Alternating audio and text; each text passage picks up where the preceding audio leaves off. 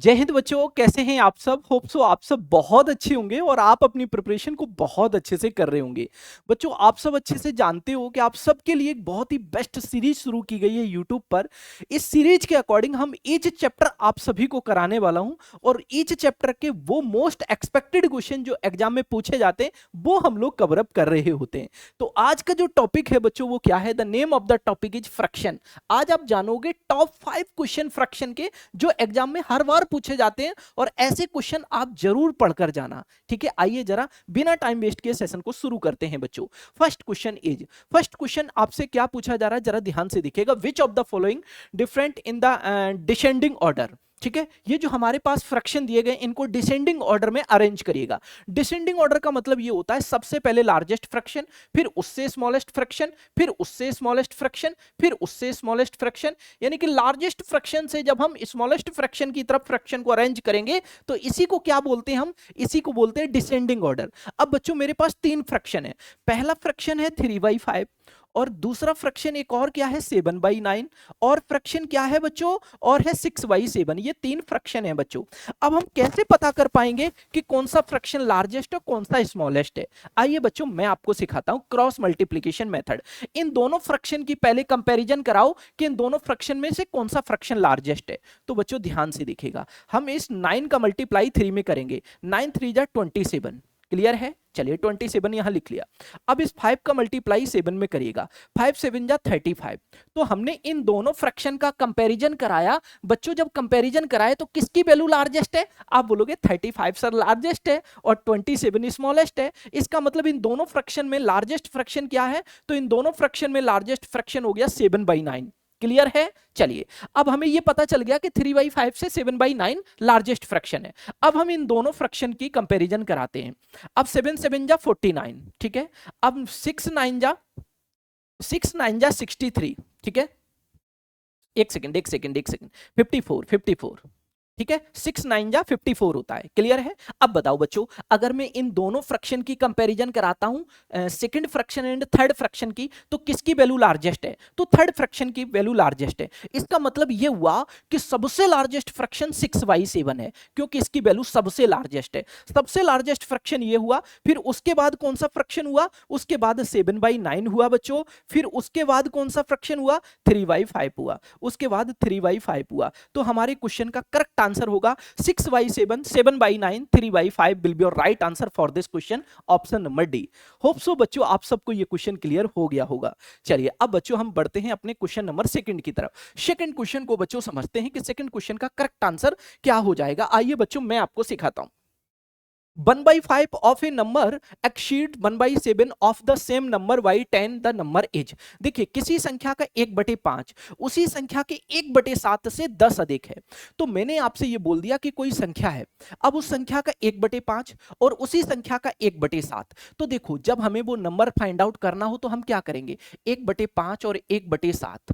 ठीक है, अब ये मेरे पास दो फ्रैक्शन हुए, हमें वो नंबर फाइंड आउट करना है। तो इन दोनों नंबर का एलसीएम ले लो, किसका, 7 और 5 का। तो 7 5 का एलसीएम लेंगे तो 35 आएगा। तो मैंने मान लिया कि जो नंबर की बात हम कर रहे हैं वो नंबर है 35।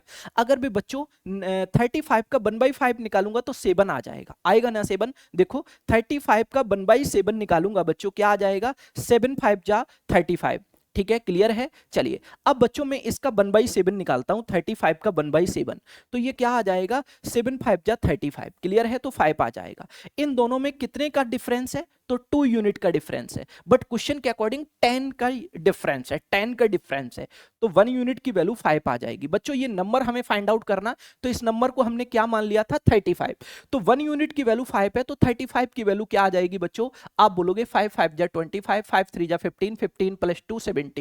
तो 175 will be your right answer for this question, option number 3।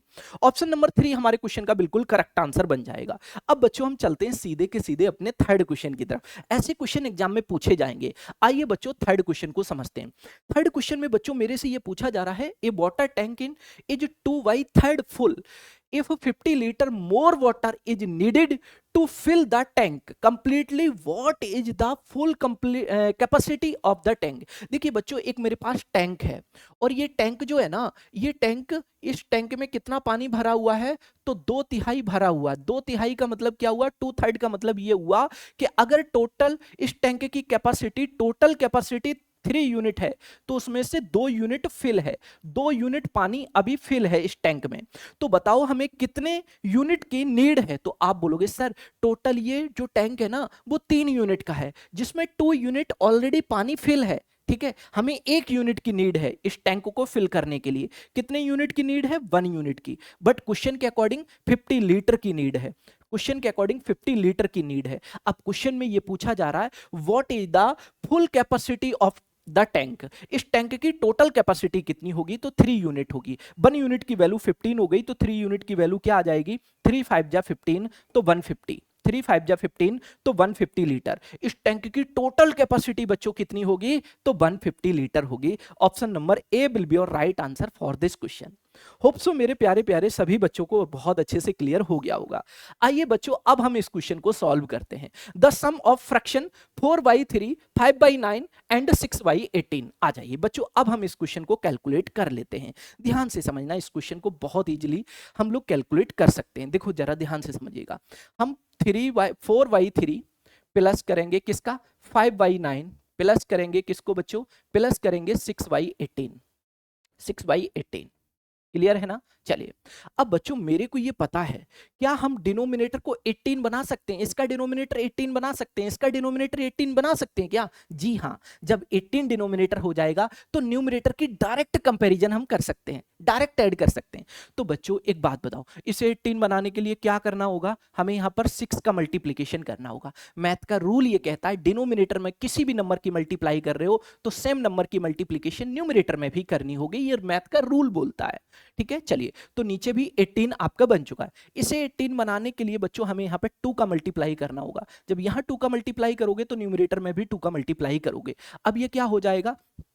24/18 plus क्या हो जाएगा? 10/18 प्लस क्या हो जाएगा बच्चों? 6/18। क्लियर है? अब बच्चों इसको कर लो कैलकुलेट। 30 हो जाएगा प्लस 10 40 हो जाएगा, 40/10 18 हो जाएगा, 40/18 हो जाएगा। अब इसको कैलकुलेट कर लो बच्चों।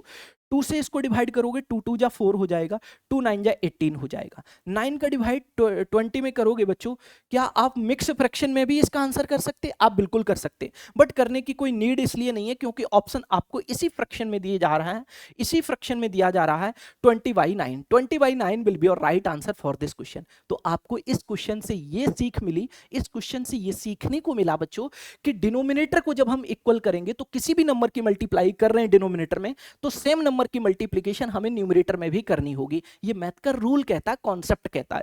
क्लियर है? चलिए अब बच्चों हम अपने लास्ट क्वेश्चन की तरफ मूव ऑन करते हैं। अब इस क्वेश्चन को समझने का प्रयास करो। बहुत ही प्यारा सा क्वेश्चन है और आप लोग इजीली इस क्वेश्चन को कर सकते हैं और आप सभी प्यारे प्यारे बच्चे इस क्वेश्चन को करने का प्रयास करो। देखिए बच्चों, अगर मैं इस क्वेश्चन को ऐसे करूं 1/4, तो जब हम 1 में 4 का डिवाइड करेंगे तो क्या आएगा बच्चों? देखो 1 में 4 का डिवाइड करोगे तो क्या आएगा? 1 में 4 का डिवाइड करोगे क्या आएगा? डेसिमल लगाओगे, 0 बढ़ाओगे, 4 2 जा 8 हो जाएगा, 2 आ जाएगा, 0 बढ़ा लो, 4 5 जा 20 हो जाएगा। तो हम 1/4 को क्या ऐसे कह सकते हैं? 0.25 आएगा। आप बोलोगे यस सर। क्लियर हुआ? आ जाओ।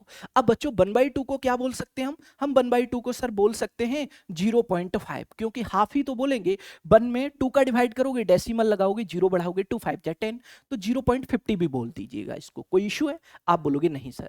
अब 2 में जब बच्चों हम 3 का डिवाइड करेंगे तो कैसे करेंगे? ध्यान से देखिएगा। जब हम 3 का डिवाइड 2 में करेंगे, डेसिमल लगाएंगे, 0 बढ़ाएंगे, 3 6 जा 18 हो जाएगा। क्या बचेगा बच्चों? यहां से 20 से 18 को सब्ट्रैक्ट करोगे, 2 आ जाएगा, एक 0 और बढ़ा लीजिएगा, 3 6 जा 18 हो जाएगा। तो हम बोलेंगे इसकी वैल्यू आ जाएगी सर 0.66। क्लियर है ना बच्चों? चलो आ जाओ। अब बच्चों 3/4 आ गया, 3/4 आ गया। सर एक बात बताओ हमें, 3/4 की वैल्यू क्या होगी? बच्चों एक बात आपको अच्छे से पता है, 1/4 की वैल्यू 0.25 है।